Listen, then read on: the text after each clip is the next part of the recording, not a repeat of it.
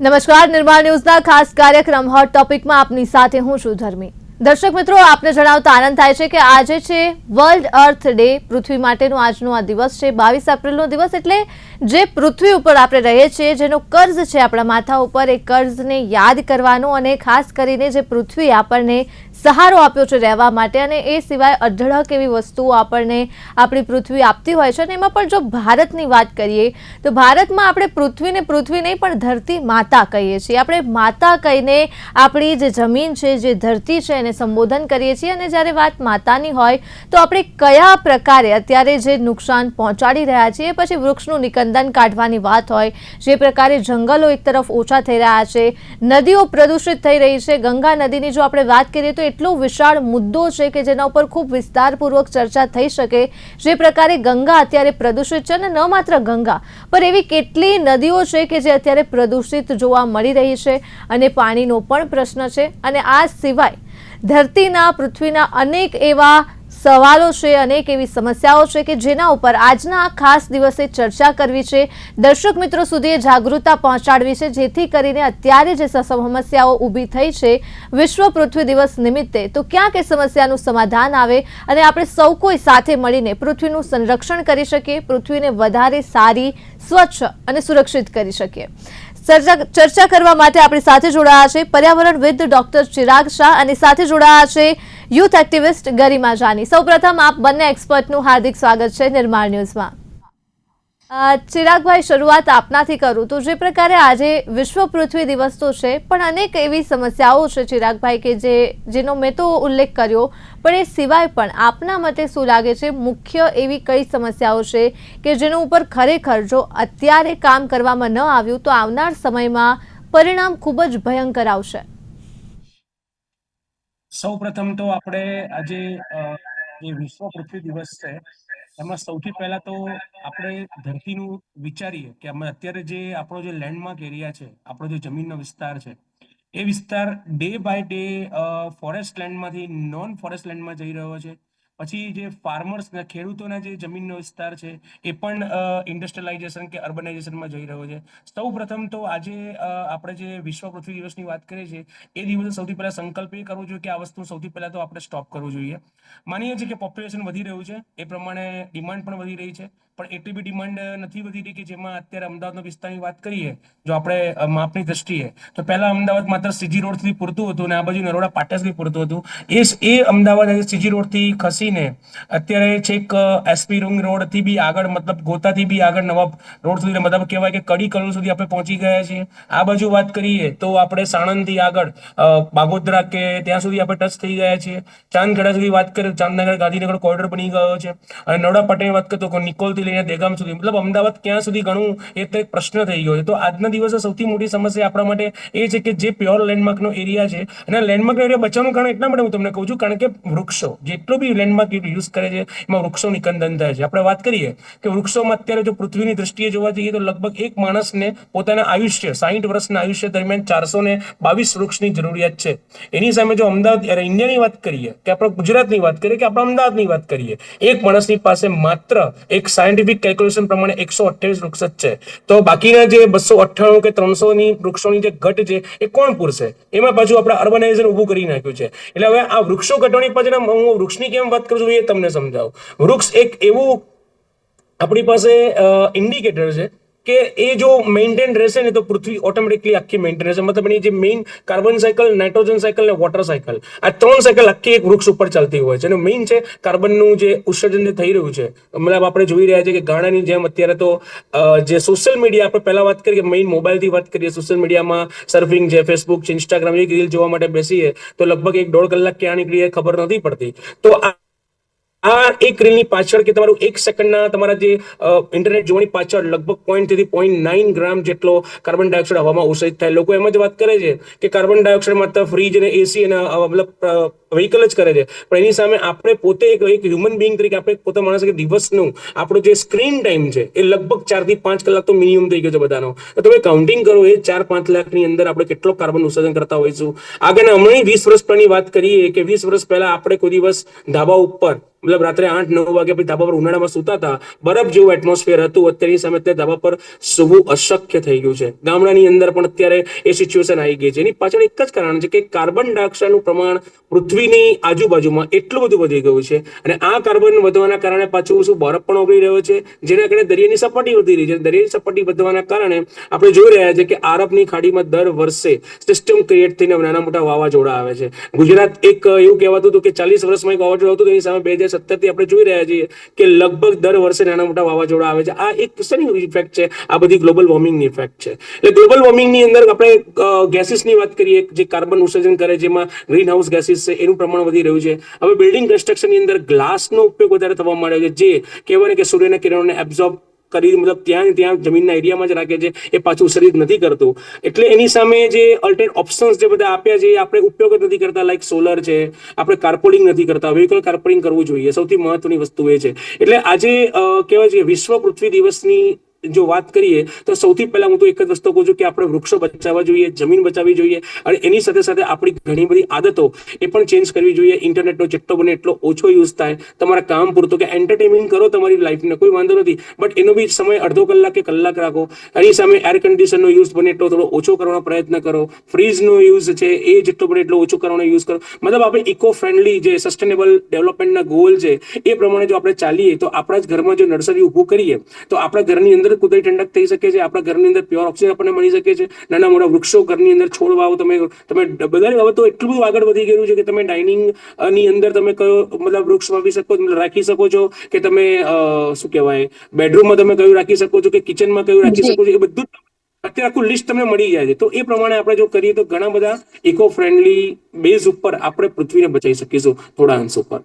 બિલકુલ. ગરિમા, શું કહેશું આજના આ દિવસ? જો આપણે વાત કરીએ તો એઝ અ યુથ એક્ટિવિસ્ટ, કેમ કે આપણે જાણીએ છીએ કે હવે આવનાર જે વાતાવરણ હશે, આવનાર સમય હશે, જે પૃથ્વી છે એ યુવાનો માટે છે, અને આજના યુવાનો તરીકે મને એવી ઘણી અઢળક સારી બાબતો છે, જેમ કે જાહેરમાં કચરો ન ફેંકવો, એ યુવાનોમાં અત્યારે વધારે જોવા મળી રહ્યું છે. આજથી થોડા સમય પહેલા જાહેરમાં કચરો ફેંકવાની જે આદત હતી આગળની પેઢીમાં થોડી વધારે હતી, પણ સદનસીબે યુવાનોમાં આ એક સારી બાબત મને જોવા મળી રહી છે કે યુવાનો જાગૃત થયા છે. કચરા બાબતે હોય કે પછી ફૂડના વેસ્ટેજ બાબતે હોય, એમાં પણ જાગૃત થયા છે કે ફૂડ વેસ્ટ ન કરાય. તમને શું લાગે છે યુવાનો માટે અત્યારે એવા કયા કયા પડકારો છે? આપણે પૃથ્વી દિવસની જો વાત કરીએ તો યુવાનો એન્વાયરમેન્ટ માટે કેટલા જાગૃત છે? તો બિલકુલ સાચી વાત છે કે આજકાલના જે યુથ છે એ બહુ ઇન્વોલ્વ છે, અને ઘણા બધા NGOs છે જે રન બી કરે છે એ લોકો. સો બેઝિકલી બહુ બધી ચેલેન્જીસ આવી રહી છે યુથ સામે, જેમ કે હેબિટ્સ ડેવલપ કરવા માટે. તો કેટલા એવા યુવાનો છે જે મેં જોયા છે કે 30 days ચેલેન્જ લેતા હોય છે કે સસ્ટેનેબલ રીતે કઈ રીતે લાઈફસ્ટાઈલ જીવી. અને મેઇન મને એવું લાગે છે કે જો તમારે હેબિટ્સમાં જ ઘણો બધો ચેન્જીસ આવી જાય છે તો એનાથી અડધા પ્રોબ્લેમ સોલ્વ થઈ જતા હોય છે. જેમ કે ઘરમાં જ તમે કમ્પોસ્ટ બિન લાવો, ઘરમાં કમ્પોસ્ટ બનાવો. કારણ કે એવું કહેવાય છે કે તમે જેટલો વેસ્ટ જનરેટ કરો છો, એકચ્યુઅલમાં એટલો વેસ્ટ છે જ નહીં in real, if you reuse that waste. તો દરેકની અલગ અલગ કેટેગરીઝ હોય છે. તમે લોકો રાધર દેન યુઝિંગ ડિટર્જન્ટ્સ ને તમે બાયો એન્ઝાઇમ ઘરે બનાવો, કમ્પોસ્ટિંગ ઘરે કરો, લોકલ ફૂડ્સ આજકાલ મેં બીકોઝ ગવર્મેન્ટ ઇઝ ઓલ્સો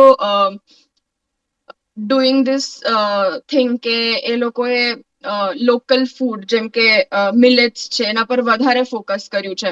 તો નાઉઅડેઝ there are many cafes અને influencers who are also promoting the millets. તો as a trend કહો કે even youth is driven more towards consuming healthy foods or prioritizing the local food over the junk food કે બધું તમે કહી શકો કે પેકેટ ફૂડ જે છે. સો there are certain challenges કે જે youth overcome કરી રહ્યું છે ને. I guess there is a long way to go where youth will find new solutions to those challenges. So it's not about just a single day કે તમે એક દિવસમાં જ કોઈ ચેન્જ લાવી શકશો, and not about even 30 days. It should be like a 365 days so that Earth Day can be celebrated. It should not be used as awareness તરીકે એ દિવસને ઉજવવાની કરતા એને સેલિબ્રેટ કરવાની જરૂર છે. સો આઈ ગેસ કે જ્યારે આ બધા ધીરે ધીરે સ્ટેપ્સ ફોલો થશે, people will start inculcating the routine, કે એમાં નાનામાં નાની હેબિટ જે છે એ લોકો ચેન્જ કરી રહ્યા છે, કાર પુલિંગ કરી રહ્યા છે, or you know maybe they are even directed more towards શું કહી શકાય આપણે કે having a very sustainable lifestyle, like not using plastic toothpaste જે plastic pouches માં આવે છે, or not using any kind of things that will go to the landfills, or at least if they'll use, they'll have a solution કે આપણે આની અલગ અલગ રીતે recycle કરી શકીએ છે. So even that much awareness is will create a very long lasting impact. બિલકુલ ગરિમા, એટલે સાચી વાત કરી છે. આપને ખૂબ ગમી કે આ વાત જે છે કોઈ એક દિવસ પૂરતી નથી, 365 ડેઝ સુધી જો આ વાત કરવામાં આવે. આ તો આજે દિવસ છે અને આપણે ચર્ચા કરી રહ્યા છીએ, પણ એ સિવાય શું? કેમ કે જે પરિણામો છે આપણી સામે છે ગરિમા, આપણે જાણીએ છીએ કે અઢળક એવી સમસ્યાઓ છે જેના ઉપર લડવાની જરૂરિયાત છે. વર્ષો જૂના જે વૃક્ષો હોય છે કાપી નાખવામાં આવતા હોય છે. આજે પણ લોકો એ લડત લડી રહ્યા છે કે આ વૃક્ષો ન કાપો. એટલે એક તરફ વિકાસની વાતો થતી હોય છે, બીજી તરફ એ વિકાસની સામે પર્યાવરણનો ભોગ લેવાતો હોય છે. એટલે ગરિમા શું લાગે છે કે આ મુદ્દા ઉપર એવું કેટલી વખત થતું હોય છે કે કોઈ ડેમ બનાવવો હોય અથવા કોઈ સ્ટ્રક્ચર બનાવવું હોય અથવા કોઈ પણ ડેવલપમેન્ટના નામ પર જ્યારે એન્વાયરમેન્ટની નિકંદન કાઢવામાં આવે છે, એન્વાયરમેન્ટને નુકસાન પહોંચાડવામાં આવે છે, તો શું લાગે છે કે આ જે, કેમ કે આખા ઇન્ડિયામાં આ પ્રકારની સમસ્યા છે, તમને શું લાગે છે ગરિમા આ સમસ્યા ઉપર કઈ રીતે વર્ક થઈ શકે? જ્યારે ડેવલપમેન્ટની વાત થતી હોય તો પર્યાવરણના ભોગે કઈ રીતે ડેવલપમેન્ટ થઈ શકે? બિલકુલ તમે સાચું કીધું કે જે રીતે ડેવલપમેન્ટ થઈ રહ્યું છે, અર્બનાઇઝેશન થઈ રહ્યું છે, it's on the stake of the environment, the nature. તો બેઝિકલી બહુ બધા લોકો છે જે પ્રોટેસ્ટ કરી રહ્યા છે. ઇવન હમણાં જે દિલ્હી ટુ દેહરાદૂન એક્સપ્રેસવે થયું, સો બેઝિકલી ત્યાં પણ it's a green corridor, right? અને ત્યાં વાઇલ્ડ લાઈફ દેખાઈ હતી ફોટોઝમાં કે લોકો બહાર આવી ગયા હતા. They were on the roads. So what is even the safety of the other part of nature where આપણે લોકો અત્યારે જે ગવર્મેન્ટને પણ આ વસ્તુ પર બહુ ધ્યાન આપવાની જરૂર છે કે rather than living and doing the development for the sake of કે આપણે બીજા કન્ટ્રીઝ સાથે કમ્પીટ કરી શકીએ ઇન અર્બનાઇઝેશન, ઇટ્સ બેટર કે જે રીતે આપણે પહેલાના જમાનામાં જીવતા હતા with coherent with the nature, કે even animals are safe, even birds are, even the species are safe, અને as a humans આપણે પણ સમજી વિચારીને એ લોકો સાથે બેલેન્સ કરીને રહેતા હતા. સો again that needs two B done. એવું નથી કે ખાલી અર્બનાઇઝેશનના નામ પર બિલ્ડિંગ્સ ને સ્ટ્રક્ચર્સ ને રોડ્સ એન્ડ ઇન્ફ્રાસ્ટ્રક્ચર તમે ડેવલપ કરો. બીજો પાર્ટ એનો કે જે ડેમેજ થઈ જશે it will be not reversible. તો rather than doing and taking the steps, it's better કે એ ડિસિઝન પર બેસીને તમે વિચારો કે the damage will not be again repaired. So before doing that damage એને પ્લાન આઉટ કરવું બહુ જરૂરી છે કે કોઈને પણ તકલીફ ના થવી જોઈએ એઝ કમ્પેર ને even the environment should be in a harmony, the nature should also B protected. બિલકુલ સાચી વાત છે. શું કહેશો? જે પ્રકારે ગરિમા જે ખૂબ સાચી વાત કરી કે એક વખત પર્યાવરણને ડેમેજ થઈ જાય છે, રિવર્સેબલ નથી. તમે વર્ષો જૂના વૃક્ષો કાપીને એવી વાત કરતા હો કે અમે વૃક્ષારોપણ ફરી બીજી જગ્યાએ કરીશું, પણ એ પ્રેક્ટિકલી જોવા જઈએ તો એ શક્ય નથી કે જે જંગલનું તમે નિકંદન કાઢ્યું છે, વર્ષો જૂના એ વૃક્ષોને તમે કાપ્યા છે અને હવે તમે નવું વૃક્ષારોપણ કરશો અને ફરીથી એ જંગલ બનવામાં વર્ષો નીકળી જશે અને વર્ષોમાં પર્યાવરણને અઢળક નુકસાન થશે. એટલે વિકાસ અને પર્યાવરણની વચ્ચે હંમેશા ક્યાંક વિવાદ થતો હોય છે. ચિરાગભાઈ, આપનું શું માનવું છે? વિકાસના નામે જ્યારે પર પર્યાવરણને નુકસાન થાય તો આ બાબતમાં શું કરવું જોઈએ? ના, એટલે એની અંદર એક જ વસ્તુ છે કે આપણી જે બી સરકાર હોય, જે બી ગવર્મેન્ટ હોય, કોઈ પણ પ્રોજેક્ટ કે કોઈ પણ કાર્યને કરતા પહેલા એની માટે પર્યાવરણ માટે વિચારવું જોઈએ. અને ડેફિનેટલી વસ્તુ તો સાચી જ છે કે એક વખત આપણે મતલબ કોઈ બી પર્યાવરણના વિસ્તાર કે કોઈ પર્યાવરણ એરિયાની અંદર જે આપણે નિકંદન કર્યું કોઈ પણ એને રીજનરેટ કરતા કે એને રીસર્ફેસ કરતા વર્ષોના વર્ષો લાગી જાય છે. આજે કોલસાની જ વાત કરી કે કોલસાને બનતા લાખો વર્ષો થાય છે, તો એ પાછું તો આવવાનું જ નથી, આઈ અન્ડરસ્ટેન્ડ. બટ એની સામે હવે એવી સિચ્યુએશન આવી ગઈ છે કે અત્યારે આપણી પાસે કોઈ ઓલ્ટરનેટ ઓપ્શન, આના સિવાય કોઈ ઓપ્શન નથી રહ્યા આપણી પાસે કે કોઈ પણ કાર્ય કરવું છે કે કોઈ પણ વસ્તુ કાં તો એને કરવા ના દો, કાં તો કોઈ નવી વસ્તુ આપણે કરવી નથી, કાં તો પછી એ વસ્તુને કરવી હોય તો એની સામે એન્વાયરમેન્ટના પ્લાનિંગ શું છે.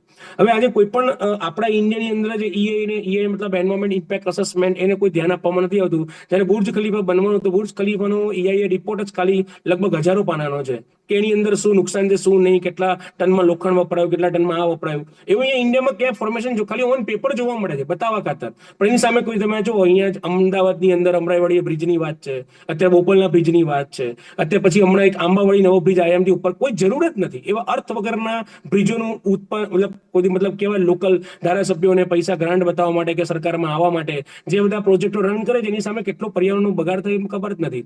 એક બેઝિક વસ્તુ કહું કે અત્યારે જમાલપુર બ્રિજ છે એની બાજુમાં એનઆઈડી છે, નેશનલ ઇન્સ્ટિટ્યૂટ જે ડિઝાઇનિંગ ઇન્સ્ટિટ્યૂટ છે. મેમ 2009 ને 10 ની અંદર હું મારા વિદ્યાર્થી રોજી સ્ટાર્લિંગ નામના બર્ડ છે એ બતાવવા લઈ ગયો હતો. એની લગભગ સંખ્યા એ વખત કેટલી હતી ખબર? એપ્રોક્સ 6 થી 6.5 લાખ. અત્યારે એની સામે હજુ હમણાં જ કહેવાય કે હજુ તો 15 કે 16 વર્ષ તમે ગણો, 16 વર્ષમાં એ બર્ડની જે કન્ડિશન સિચ્યુએશન છે માત્ર 1.5 લાખથી હમણાં જ એનું સેન્સેક્સ થયું છે 1.5 થી 2.5 લાખ. તમે વિચાર કરી લો 15 વર્ષની અંદર 4 લાખ એ રોજી સ્ટાર્લિંગ બર્ડ ગાયબ થઈ ગયા. એનું કારણ છે અમદાવાદનું પોપ્યુલેશન, અમદાવાદનું એટમોસ્ફિયર. સાબરમતી રિવરની વાત કરો, સાબરમતી રિવરની અંદર ક્લિનિંગ કરવા માટે કેટલા પ્રયત્નો કરી રહ્યા છે, પણ 4 દિવસ થાય છે, 5મા દિવસે પાછી એની સ્થિતિ આવી જાય છે. એટલે સરકાર ગવર્મેન્ટને તો જાગૃત કરવી જ પડે. એની સાથે મેઇન પહેલા પબ્લિક, જે તમે યુથની વાત કરી, અને એનો મોટો બી એ છે આ વખતે કે અવર પાવર અવર પ્લાનેટ, કે આપણી પાસે જે યંગ જનરેશન છે, જેન ઝી છે, જે અત્યારે સૌથી હાઈએસ્ટ આખા વર્લ્ડમાં આપણી પાસે છે, એ લોકોને જાગૃત કરવા જોઈએ, એ લોકોને જગાડવા જોઈએ, અને એ લોકોને પર્યાવરણ તરફ જો દોડાડવામાં આવે તો ડેફિનેટલી હું તો કહું છું ગમે તેવા મોટા રાષ્ટ્રપતિ કે સીએમ કે પીએમ ને પણ કોઈ પણ ડિસિઝન લેતા 100 વાર વિચાર કરવો પડશે કે ભાઈ આ જગ્યાએ મારે કાપવું જોઈએ કે ના કાપવું જોઈએ. કારણ કે તમે જો ડેવલપમેન્ટના અંધારામાં, હું તો એટલા વૃક્ષોની વાત નથી કરતો, એટલી એવી કુદરતી સ્પીસીસો છે આપણી પાસે કે જે લુપ્ત થઈ રહી છે. અત્યારે અમે પર્યાવરણવિદ જેવા જેટલા બી માણસો અમે કહીએ કે તમે એટલીસ્ટ ઉનાળામાં 3 મહિના તમે પાણી અને દાણાના 2 કુંડા મૂકો, કારણ કે એવી સ્પીસીસો લુપ્ત થવાને હારે આવી ગઈ છે. અત્યારે તમે ઇન્ડિયન રોલરની વાત કરો કે ઇન્ડિયન પિત્તાની વાત કરો, એવા એવા બર્ડ છે જે ફક્ત માત્ર કહેવાય કે એક ગુજરાતની અને ઇન્ડિયાની એક મોટી મતલબ કહેવાય ને કે જનરેશન છે, એ બધા બર્ડો ત્યાં જોવા નથી મળતા. ઇન્ડિયન ગ્રેટ બસ્ટાર્ડ, એની એક જ ખાલી ફિમેલ આપણને આખા ગુજરાતમાં જોવા મળે છે. આજથી 10 વર્ષ પહેલા માટે હું મારા સ્ટુડન્ટોને લઈને ત્યાં આગળ હું ટોળા બતાવતો હતો. એટલે 15-20 વર્ષની અંદર આ બધું કેમ થયું છે? Because of development, urbanisation. જ્યાં ત્યાં કન્સ્ટ્રક્શન, કોન્ક્રીટના જંગલો ઉભા કરી નાખે છે. પૃથ્વી વિશે કોઈએ વિચાર્યું જ નથી, લેન્ડમાર્ક, લેન્ડ એરિયા વિશે કોઈ વિચાર્યું જ નથી. કોઈને પણ પોતાનો વિસ્તાર મળે એટલે એ વિસ્તારનું ડેવલપમેન્ટ કરીને ટીપી સ્કીમ નાખી દેવાની. પણ ટીપી સ્કીમ નાખતા પહેલા ગવર્મેન્ટના એક્ટ અને લો પ્રમાણે તમે ટાઉન પ્લાનિંગમાં છે કે નહીં એ તો કહો, તમે વિધાનસભામાં બિલ પાસ કર્યું છે કે નહીં. એટલે આ બધી વસ્તુની ચર્ચા ક્યાંય થતી જ નથી મેમ. એટલે એના માટે આપણે હવે આપણી પાસે એક જ ઓપ્શન છે કે યંગ જનરેશનને સ્ટ્રોંગ બનાવી, યંગ જનરેશનને એવું પીરસો કે એ આઈને સામે ઉભો રહે કે ભાઈ આ મારું પરિણામ છે, મારા વસ્તુની જરૂર નથી. અને એની સાથે સાથે આપણી જે જીવનશૈલી છે ડેફિનેટલી બદલવી જોઈએ. જે આપણી ચેલેન્જની વાત કરીએ કે જે આપણા જીવનની અંદર આપણે જે અલગ અલગ પર્યાવરણના પેરામીટરને આપણે પોતે શરૂઆત પહેલા આપણે શરૂઆત કરવી જોઈએ, પછી સરકારની સામે કે સોસાયટીની સામે આ બધા પડકારો માટે આપણે વાત કરવી જોઈએ. એટલે પહેલા આપણાથી પર્યાવરણની, એટલે આપણે બને એટલો ઓછો યુઝ કરીએ, જેટલું બને એટલા કપડાને રીયુઝમાં આપીએ. ઘણી બધી એવી કંપની છે, ઘણી એવી એનજીઓ પણ છે જે કપડાને એ લોકો લેતા હોય છે. તો આ બધી વસ્તુને જો આપણે જેટલું કરીશું એટલો આપણને પર્યાવરણ, જે પ્રિન્ટ છે કાગળમાં, એ કાગળ પાછળ કાઢો. હું તો મોસ્ટલી બધી પ્રિન્ટ રફ પેજમાં જે કોઈ સરકારી કાગળ હોય તો જ, બાકી બધી રફ પેજ જ હું પ્રિન્ટ કાઢતો હોઉં છું. તો આ બધું જો યુટિલાઇઝેશન આપણા તરફથી નહીં થાય તો પછી પર્યાવરણ અને આપણી પૃથ્વીને બચાવવું અશક્ય થઈ જશે. એટલે જે વાત ખૂબ સાચી કરી છે, આજે બધી જ સમસ્યાઓ વિશે વાત કરી છે, ખૂબ જ સાચી સમસ્યા છે, ખૂબ ગંભીર સમસ્યા છે. પણ સવાલ એ થાય કે ભારત દેશની જો આપણે વાત કરીએ તો બહારના દેશોમાં નિયમ, કાયદા, કાનૂન, ન માત્ર પર્યાવરણ પણ કોઈ પણ મુદ્દો હોય, કાયદા કાનૂન ખૂબ જ સ્ટ્રિક્ટ છે. તો જે પ્રકારે આપણે જાણીએ છીએ કે ભારતમાં વાત કરીએ તો પ્લાસ્ટિક રેપર જે છે એ સૌથી મોટો મુદ્દો છે. આપણે જાણીએ છીએ કે પ્લાસ્ટિકને લઈને ભારતમાં અવારનવાર રૂલ્સ બનાવવામાં આવે છે અને સૌથી વધારે ગંભીર સમસ્યા પણ એ પ્લાસ્ટિક જ છે કે જે મુંબઈમાં પૂરની પરિસ્થિતિ પણ લાવી શકે છે. અને એ પ્લાસ્ટિક જ છે કે જે રસ્તા ઉપર રખડતા ઢોરોનું મોતનું કારણ બને છે. એટલે પ્લાસ્ટિક ખૂબ ગંભીર બીમારી છે, પણ તેમ છતાં પણ કમનસીબે પ્લાસ્ટિકને લઈને કોઈ એક્શન્સ સ્ટ્રિક્ટલી લેવાતા નથી. અને આપણે જાણીએ છીએ કે ખુલ્લેઆમ હજુ પણ પ્લાસ્ટિક વેચાઈ રહ્યું છે. આવા અનેક મુદ્દા છે. ચિરાગભાઈ, શું લાગે છે કે આપણા ભારતમાં ક્યાંક પર્યાવરણને પ્રાથમિકતા નથી આપવામાં આવતી, પ્રાયોરિટી નથી આપવામાં આવતી, એટલે એના જે નિયમ કાયદા કાનૂન છે એ ન તો સરકાર તરફથી સ્ટ્રિક્ટ કરવામાં આવે છે કે ન તો લોકો એને ફોલો કરવામાં માને છે?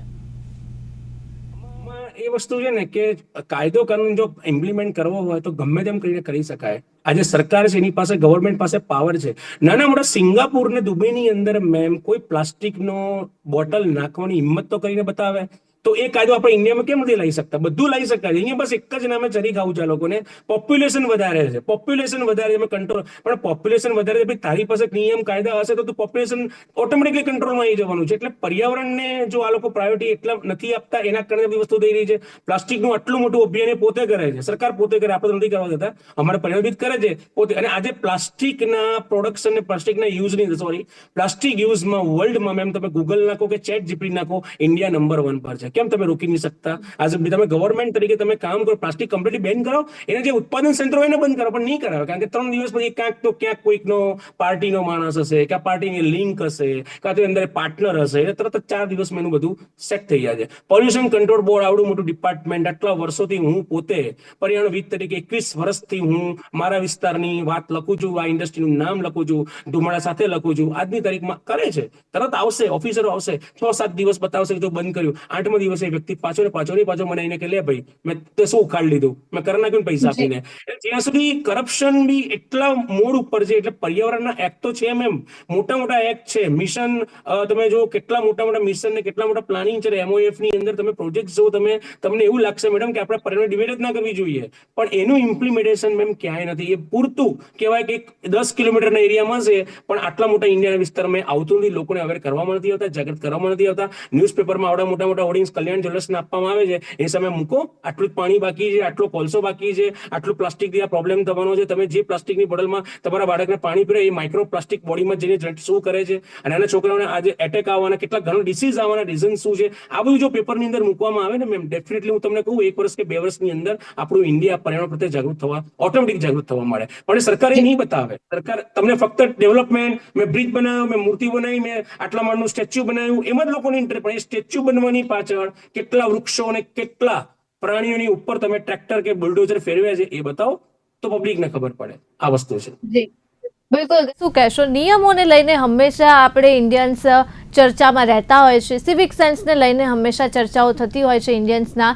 તમને શું લાગે છે ગરિમા, સમસ્યા ક્યાં છે જો કાયદા કાનૂનની આપણે વાત કરીએ તો? કેમ કે આપણે એ જ ઇન્ડિયન્સ છીએ કે જે બહારના દેશમાં જશું તો આપણે તમામ કાયદા કાનૂનને ફોલો કરશું, એ પ્લાસ્ટિકને લઈને હોય કે અન્ય કોઈ પણ હોય, ત્યાં આપણે બરાબર નિયમ કાયદા જાણીએ અને ફોલો કરીએ. પણ આપણા જ દેશમાં જ્યારે ફોલો કરવાની વાત આવે તો એ નથી થતું, કમનસીબે. અને એના કારણે જે પર્યાવરણની વાતો આપણે કરવી પડે છે, સમસ્યાઓની, એ કરવી પડી રહી છે. તમને શું લાગે છે ગરિમા, કમી ક્યાં છે નિયમ અને કાયદા કાનૂનને લઈને? જે છે તો છે જ કે કાયદા કાનૂનમાં ઘણો બધો ડિફરન્સ છે as compare to different countries. અને તમે જોઈ શકો છો ને, આઈ થિંક વાત હું નાની હતી ત્યારથી થઈ રહી છે અને એ અત્યાર સુધી લાગુ પડે છે કે જ્યારે ઇન્ડિયન્સ બીજા દેશમાં જાય છે તો ધે ફોલો ધ રૂલ્સ. તો પછી ઇન્ડિયામાં કેમ નહીં? બિકોઝ ઇન્ડિયામાં જે રૂલ્સ ને રેગ્યુલેશન્સ છે એને ઇમ્પોઝ કરવામાં જ નથી આવ્યા સરખી રીતે. They are just vaguely spreading. એટલે હા, આવી પોલિસી છે, આવા રૂલ્સ છે, બટ નો વન સીઝ કે કેટલા, અને અથવા વચ્ચેથી ઇફ દે આર ઇમ્પોઝડ તો પછી લોકો એને થોડા ટાઈમ માટે ફોલો કરશે અને પછી ફરી એ ફરી એનું જે ગ્રીપ છે એ રૂલ્સ રેગ્યુલેશનનું એ લૂઝ થવા માંડશે. સો એ વસ્તુ એટલી પણ છે કે બહારના લોકોમાં એ વસ્તુની અવેરનેસ છે, તો they are having that realization કે આપણે એન્વાયરમેન્ટ માટે કેર કરવાની છે, એમને પ્રોટેક્ટ કરવાનું છે. જ્યારે ઇન્ડિયન્સમાં એ સેલ્ફ રિયલાઇઝેશન ક્યારે આવ્યું જ નથી. ઇફ યુ સી કે જે આપણા જૂની પેઢી હતી એ લોકો બહુ નેચરને નેચર સાથે કો એક્ઝિસ્ટ કરતા હતા એ લોકો. જ્યારે ઇફ યુ સી કે શાકભાજી લેવા જવાનું હોય બહાર, તો આપણી મમ્મીઓ જે છે એ થેલા, જૂના કાપડ કે ઓછાળમાંથી થેલા બનાવીને એ લઈ જાય. તો basically there is a bag. હવે એક ફેશન આવી ગઈ છે કે ટોટ બેગ્સ. તો તમે ટોટ બેગ્સ પણ લઈ જાઓ, પણ રાધર દેન યુઝિંગ એમાં પણ એ લોકો બેગ બી લઈ જશે તો પણ આઈ હેવ સીન કે એ લોકો પ્લાસ્ટિકની થેલીમાં જ શાકભાજી લઈને આવશે, ભલે અલગ અલગ હોય. ધે વિલ બ્રિંગ પોટેટો જે છે એ અલગ થેલીમાં, ટમેટા અલગ થેલીમાં. સો એટ ધ લાસ્ટ તો ઘરે પોલિથીન્સ આવે જ છે. And they are not reused. એને ફરી ગાર્બેજ બેગ્સ તરીકે યુઝ કરવામાં આવે છે અને again that's going to the landfill.